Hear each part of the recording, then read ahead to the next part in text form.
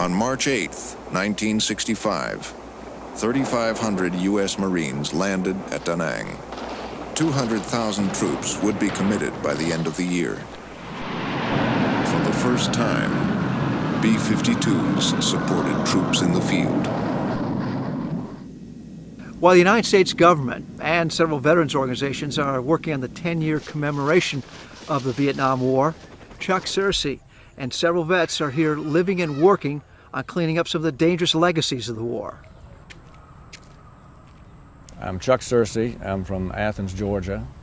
When I came to Vietnam in 1967, I couldn't find Vietnam on a map.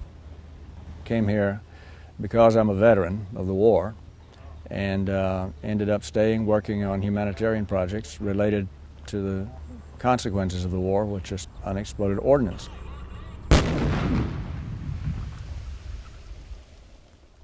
More than 100,000 Vietnamese have been killed or maimed by unexploded ordnance, called UXOs, since the end of the war in 1975.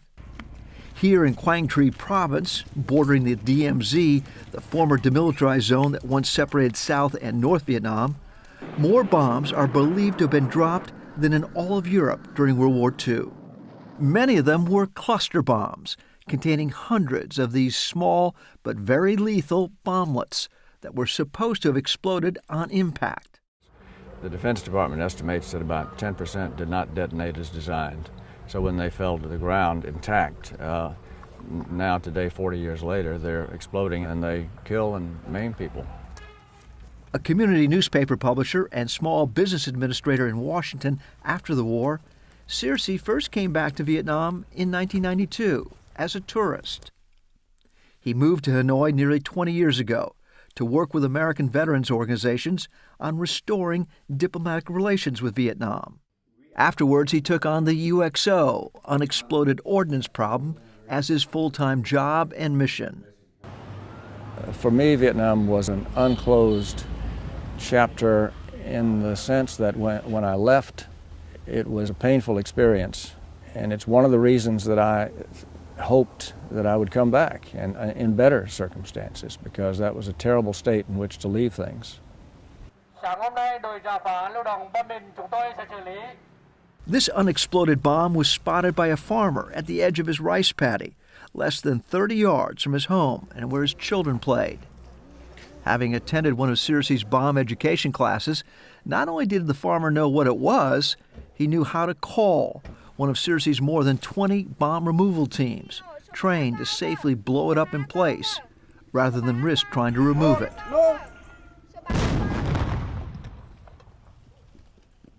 Before leaving, the bomb squad found 2 more UXOs in the farmer's field.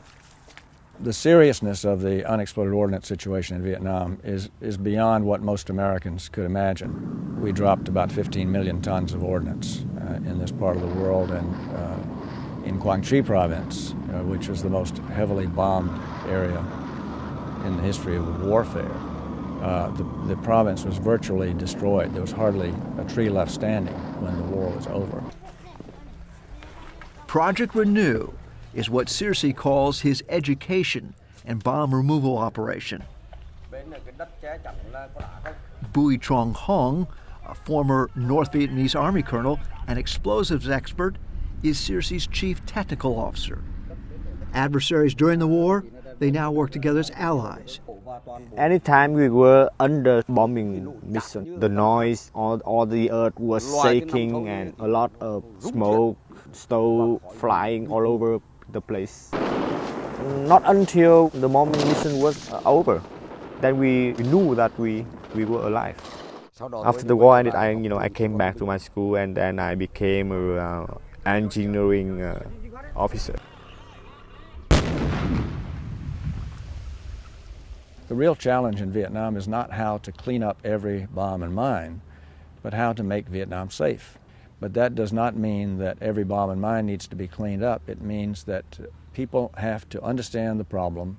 They have to be part of the process of solving the problem, which is to know how to call in explosive ordnance disposal teams that will come immediately and clean up the ordnance that they found.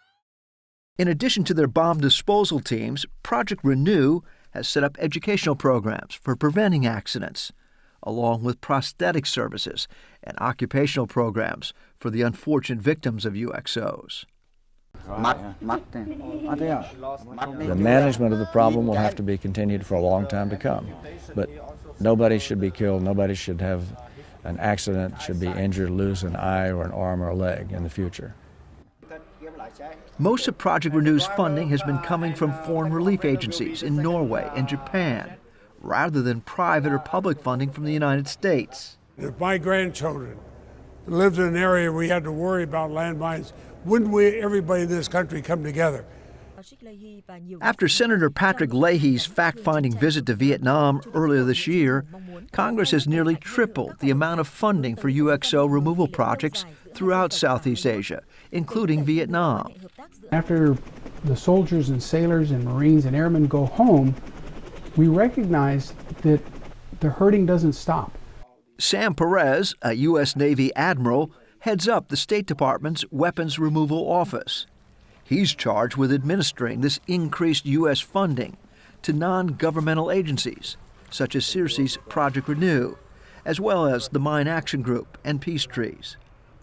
They coordinate their activities with local officials and military, but the actual survey and bomb removal work is done by Vietnamese crews the NGOs have hired and trained.